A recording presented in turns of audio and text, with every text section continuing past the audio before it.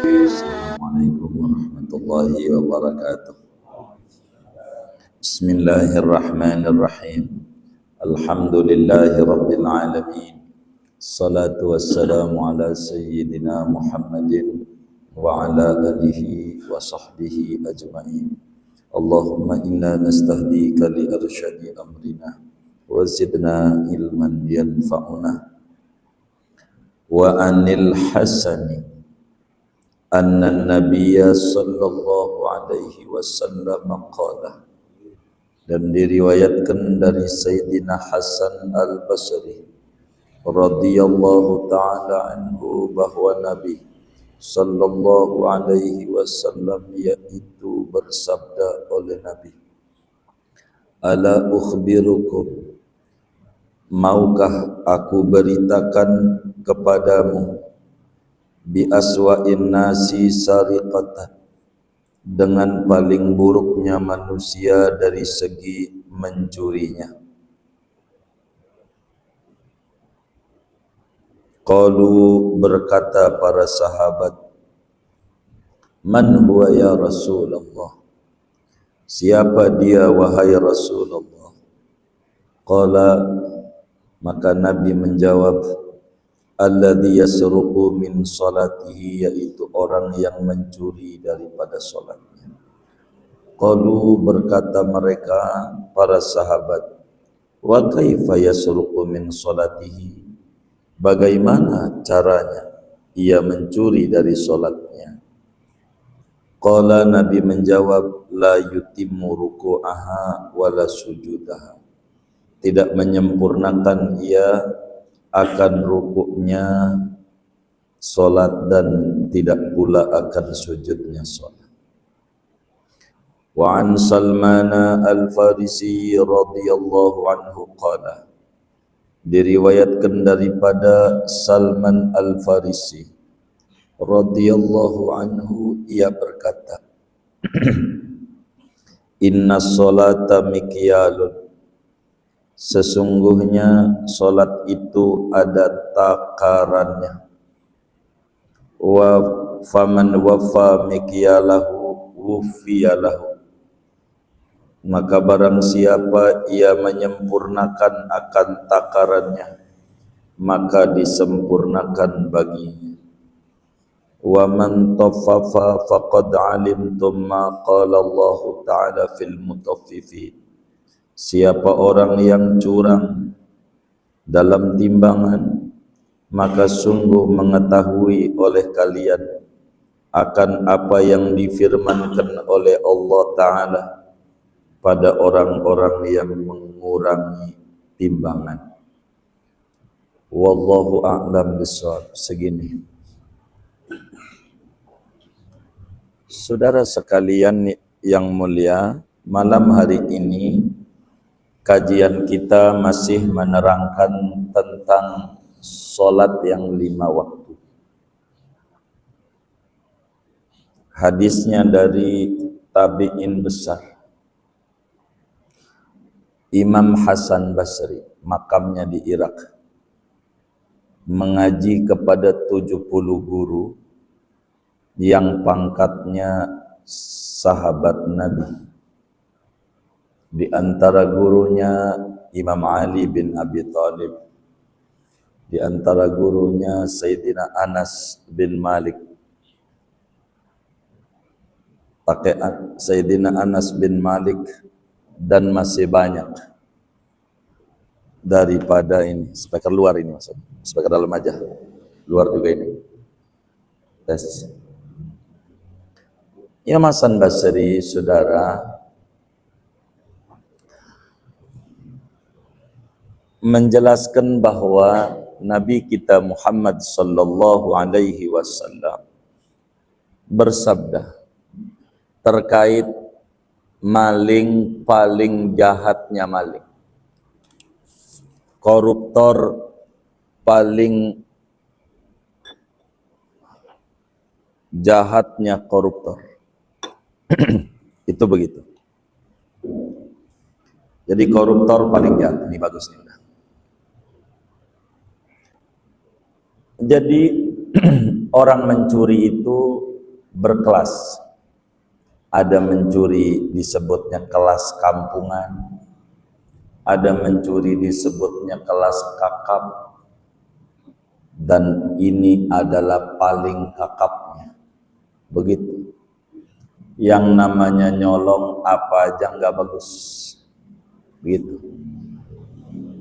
Maka Nabi bersabda, kata Nabi, ala ukhbirukum bi aswa'in nasi sariqatan. Mau enggak saya ceritakan, bahasa kitanya, apakah kalian pengen tahu tentang maling kelas kakap, maling paling jahatnya maling.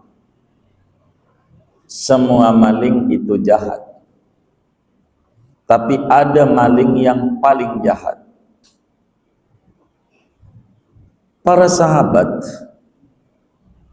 bertanya kepada Nabi Yuna Muhammad sallallahu alaihi wasallam, pengen tahu apa yang dimaksud Nabi maling paling jahat. Karena itu sahabat bertanya, wa man huwa ya Rasulullah? Siapa itu maling paling jahat? Apakah yang diributin orang ini sah apa kagak? Begitu, palsu apa asli? Apa yang mana begitu? Nabi jelasin, maling kelas kakap itu orang yang nyolong lagi sholat. Coba, lagi sholat nyolong. Maka sahabat bertanya lagi karena tidak mengerti. Kaifa yasruqu fi sholati? Bagaimana itu? Orang lagi sholat korupsi, nyolong. Kata Nabi, la yutimmu ruku'aha wala sujudaha. Koruptor kelas kakap itu bukan yang ambil duit negara, bukan yang nyolong duit orang, tapi orang yang sholatnya kagak bener, nyolong tumak nina, ruku, Allah Akbar, sujud, Allah Akbar, nggak pakai tumak nina. Itu koruptor kelas kakap, nggak tanggung-tanggung, yang dicolong Allah punya aturan. Enggak tanggung-tanggung aturan yang diatur oleh penciptanya. Yang ngasih mata sama dia gratis, yang ngasih kuping gratis, ngasih jantung gratis, tangan gratis, kaki gratis, darah gratis. Berapa kalau dia beli itu kaki, 2 lagi. Berapa kalau dia beli itu tangan? Berapa kalau dia beli itu oksigen? Berapa kalau dia beli itu darah? Enggak pakai beli, dicuci aja berapa ongkosnya. Tapi anehnya, aturan Allah masih dikorupsi juga. Begitu. Yaitu orang yang sholatnya enggak benar. Rukun sholat yang ada 17 dia tidak ngerti. Mana itu rukun sholat? Sehingga rukuknya tidak pakai tumak nina, sujudnya tidak pakai tumak nina, i'tidalnya enggak pakai tumak nina, sami Allah liman hamida rabbana lakal hamdu, goyang-goyang tangannya Allahu Akbar. Itulah maling paling jahatnya maling. Betapa yang dia colong Allah punya ajaran. Bukan harta makhluknya, bukan benda punya makhluknya, punya ciptaannya, punya penciptanya. Dia korupsi juga. Maka saudara, Jangan-jangan kita sering ngomongin orang koruptor tuh, koruptor yang baju oranye. Jangan-jangan kita malah koruptor yang paling parah dibanding dia. Karena sholat kita enggak rapih, hanya nunggang-nungging doang, belum mengikuti tuntunan dan aturan. Orang yang enggak sholat bukan orang yang enggak ke masjid doang, bukan orang yang tidak kenal zuhur, asar, maghrib, isya, subuh. Tapi orang yang enggak sholat pun bisa jadi orang yang mondar-mandir ke masjid, tapi tidak mengerti mana rukun-rukun sholat, mana yang bisa membuat sholat batal. Dia tidak mengerti. Inilah maling paling jahatnya maling. Kata siapa? Kata Nabi kita Muhammad sallallahu alaihi wasallam. Maka Nabi saat Isra Mi'raj dituliskan oleh Al-Imam Al-Habib Muhammad Al-Habsi, mufti madhab Syafi'i di zamannya, dalam kitabnya Fathul Ilah, kata Nabi, ittalaqtu 'alan nar lailata usriya bi fara'aitu aktsara ahliha al-fuqara qalu minal mal ya Rasulullah. Faqala nabiyuna sallallahu alaihi wasallam la bal minal ilm. Kata Nabi, saat aku Isra Mi'raj diperjalankan pada malam hari di tanggal 27 Rajab, malam Senin, setahun sebelum hijrah ke Madinah, aku diperlihatkan tentang neraka dan para penghuni neraka.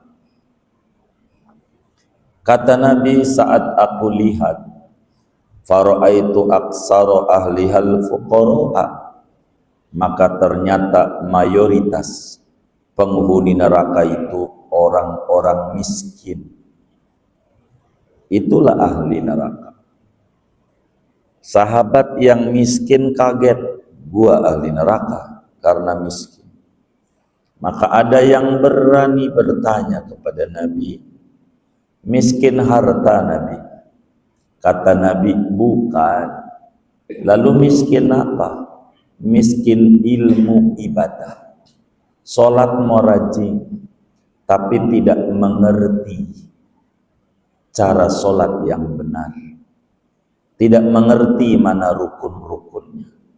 Inilah maling dalam kitab hadis yang kita bedah. Pencuri paling jahatnya pencuri. Dia sholat tidak pakai tumakninah. Dia sholat tidak mengerti rukun-rukun sholat. Mana yang rukun?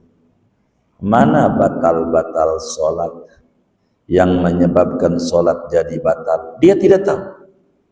Sehingga sholatnya banyak kurangnya.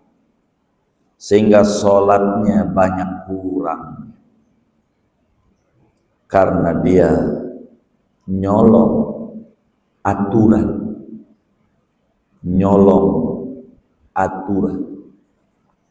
Maka ini hadis merupakan tamparan keras dari Nabi bagi kita.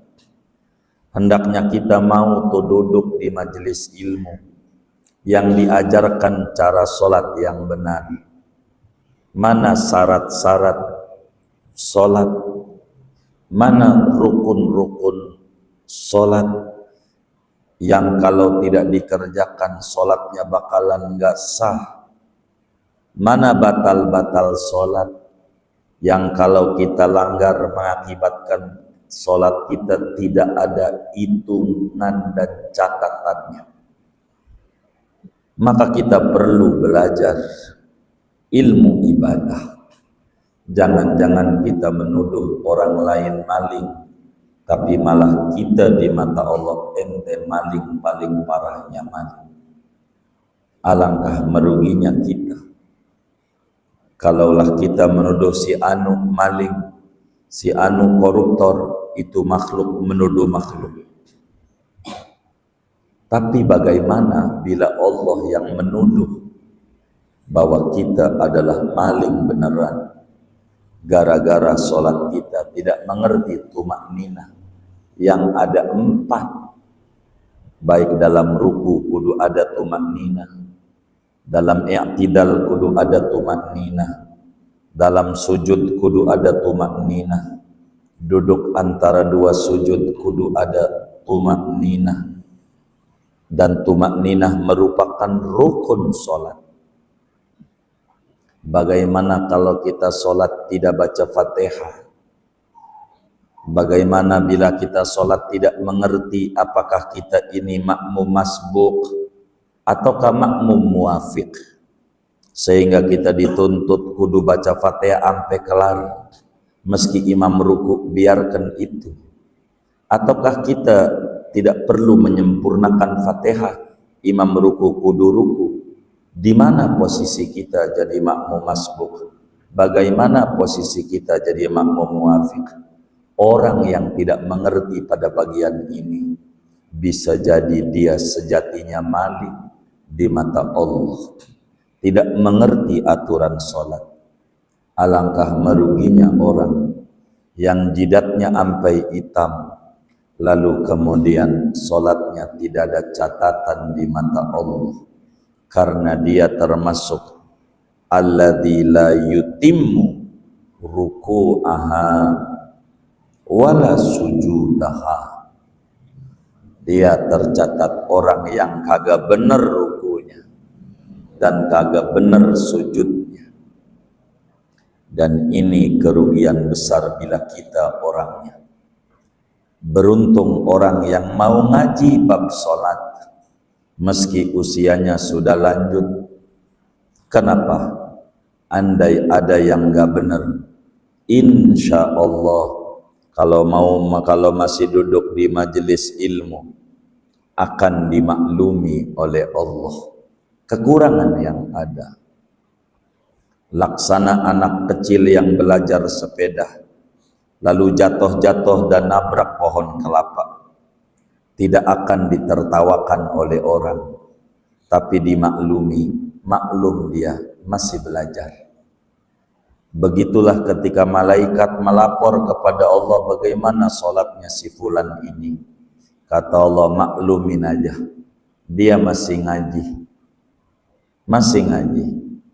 Beruntung orang-orang yang mau ngaji untuk bisa diterima ibadahnya meski banyak kekurangan di sana sini. Saat Nabi kasih informasi kepada para sahabat, mau enggak ane bilangin ame sampean semua, maling paling jahatnya maling? Mau. Siapa? Maling dalam sholat. Kok bisa? Sholatnya enggak benar, rukuknya enggak pakai tumakninah, sujudnya enggak pakai tumakninah. Inilah hakikat sebenar-benarnya culas, sebenar-benarnya pencuri. Maka bila kita udah sholat malam, bila kita udah sholat sunat, bukan sekedar sholat wajib, lalu masih bermasalah dalam hidup kita, jangan kita langsung gugat Allah, gua kan udah tahajud. Jangan. Bener nggak sholat kita? Begitu dulu sebelum kita mau nyalahin Allah atas belum terijabahnya doa-doa dan cita-cita yang kita ingin gapainya. Jangan-jangan sholat kita masih belum benar, masih kategorinya sholat-sholatan di mata Allah. Bila itu yang terjadi, maka sejatinya kita adalah maling, paling jahatnya maling. Ini yang paling penting untuk kita renungi bersama.